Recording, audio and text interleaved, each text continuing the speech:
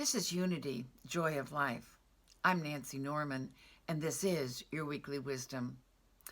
We all have experienced loss in our lives at some point, and unless we move through that sense of loss, we tend to recreate it time and time and time again. I frequently hear people say, well, my life was wonderful, it was beautiful, until I went through a divorce and I lost my husband, or I lost my wife, and I lost my job, I lost my house, I lost my car. The list can go on. And it affects our lives because we keep reliving the loss. And as we relive the loss, we keep reliving the problems that had anything to do with that loss. There's an important spiritual truth that I think we all need to know. It's a truth that will set us free, and that is the law of divine restoration. The law of divine restoration. And what is the law of divine restoration? The divine law of restoration says there is no loss in spirit. Or there's another way of saying it. Nothing is lost in the mind of God. I use that one frequently. If I misplace my keys or a piece of jewelry or a book, I just say, okay, Nancy, calm down. There's nothing lost in the mind of God. And sure enough, in a very short period of time, the lost item seems to appear. I know where to find it. The truth is, we cannot lose our good. I want to repeat that. The truth is, we cannot lose our good, or it cannot be withheld from us. If it appears that we have lost our good, it simply means that our good has changed form. And why has it changed form?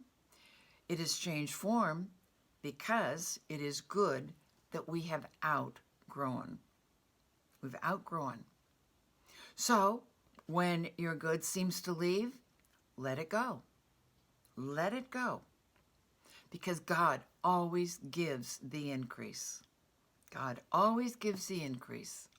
And we can call upon the divine law of restoration. So restoration, to restore, means to make beautiful again. Your good can be divinely restored. Your life can be made beautiful again. At different times in my life when I have experienced loss, I have found that there was a promise made, it's a biblical promise, in the book of Joel. It's found in the 2nd chapter and the 25th verse. It appears that at that point in time that there was a great plague of locusts that was moving through the land. And it had caused, those locusts had come back year after year after year, and every time that people would plant the crops, the locusts would come and eat the crops. So there was great suffering and great loss. In fact, the people were now starving because the locusts had eaten everything and there was no food. But the Lord, God, spoke through Joel, and he made this promise. He said, I shall restore to you the years that the locusts have eaten. You shall eat plenty and be satisfied. Well, you know, when I've gone through losses, I have, and sometimes it seems like a number of years that I've lost. And I've gone back to that wonderful biblical promise. The Lord shall restore to me the years that the locusts have eaten, and I shall eat plenty and be satisfied. In other words, I shall be cared for.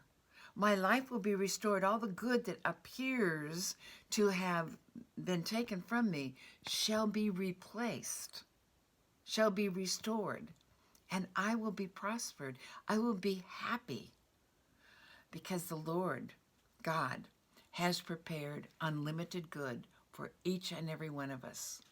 So we must know that our good cannot be withheld or taken from us, that our life can be beautiful again. The Lord shall restore the years that the locusts have eaten.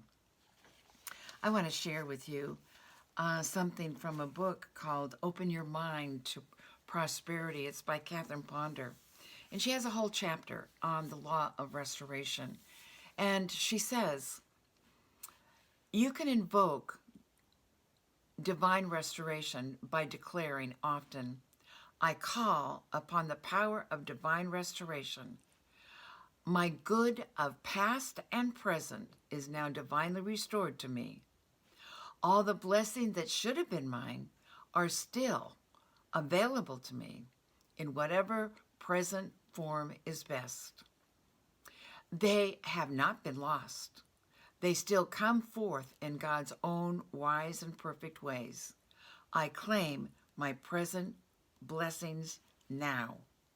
My accumulated good of past and present now pours forth into my life as rich blessings. This is a time of divine fulfillment. I welcome my accumulated good now, and I give thanks for divine restoration. God bless you, and may your life be made beautiful again.